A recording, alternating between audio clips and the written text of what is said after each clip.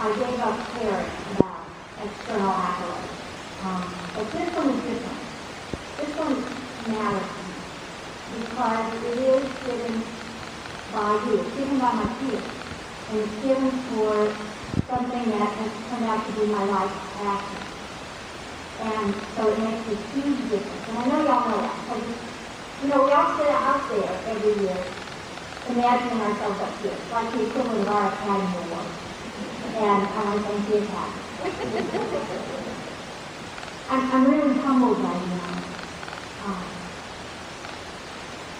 We don't teach in a vacuum. And what I said in the interview is true.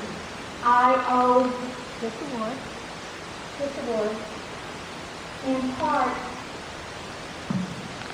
to my dedicated and talented colleagues, to some invaluable support staff, and to a few special friends.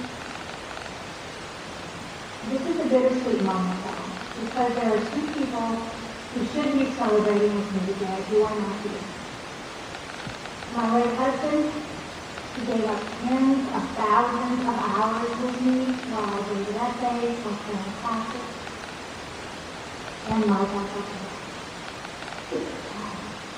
Mike was integral to the creation of this award. And several years ago, he started telling me over and over that I deserved the award and that I should vote for him.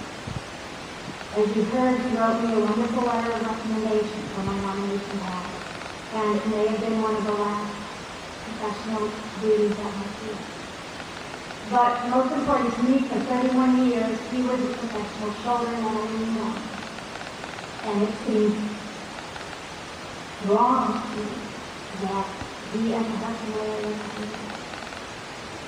if I'm even half the teachers that my wife and the Aileen Creighton Award, then maybe I do credit to the